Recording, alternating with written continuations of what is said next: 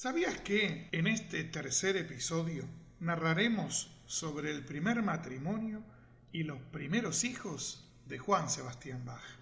Dejando de lado su niñez y su peregrina adolescencia, nos adentramos en un joven, pero ya maduro compositor. Sobre esos años y esos hechos nos cuenta con su dulce estilo Ana Magdalena. Entonces quedó vacante la plaza de organista y profesor de música en la iglesia de San Blas de Münchhausen, y Sebastián la solicitó. Se presentaron muchos aspirantes, pero en cuanto le oyeron tocar, se decidieron por él unánimemente y sin meditarlo más. En aquella sazón tenía 22 años.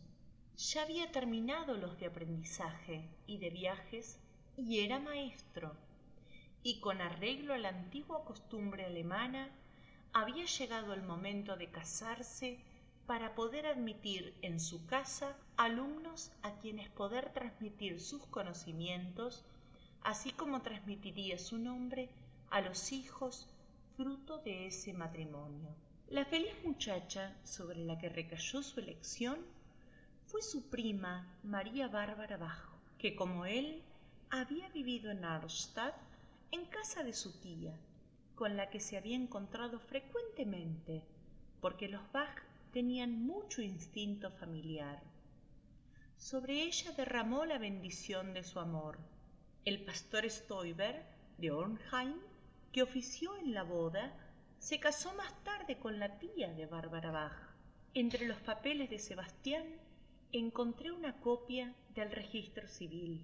El 17 de octubre de 1707, el honorable señor Juan Sebastián Bach, soltero y organista en la iglesia de San Blas de Münchhausen, hijo legítimo del honorable señor Ambrosio Bach, célebre organista y músico de Eisenach, ya difunto, contrajo matrimonio con la virtuosa doncella María Bárbara Bach, hija menor del ya difunto muy honorable y afamado artista musical Juan Miguel Bach, organista de Geheren.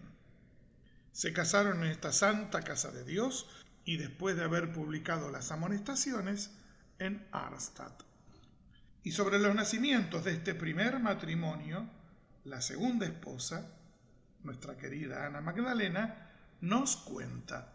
En Weimar, el tercer día de las fiestas de Navidad de 1708, nació su primer hijo, la niña Catalina Dorotea. Era una muchacha de 13 años cuando me casé con su padre y fue siempre para mí un consuelo y una ayuda en la casa, pues me auxilió como una verdadera hija en la crianza de mis hijos y en el cumplimiento de otras muchas obligaciones hogareñas. Los 4 hijos de Sebastián que encontré en la casa cuando entré en ella como esposa querida, puesto que los 2 gemelos y el pequeño Leopoldo estaban ya bajo tierra, donde también hube de llevar a varios de los míos, fueron siempre para mí unos hijos e hijas buenos y obedientes.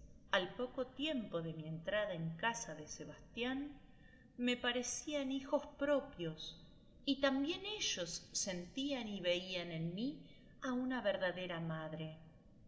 Yo no podía amar a Sebastián y no hacer míos a los que eran su carne y su sangre.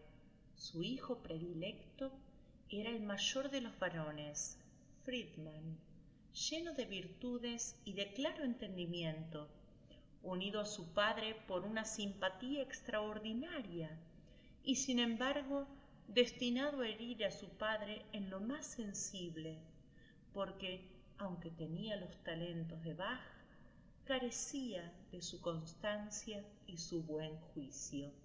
Terminamos de este modo la narración de estos años del joven Bach.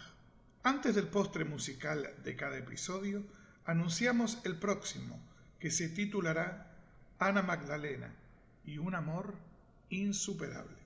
Hasta entonces.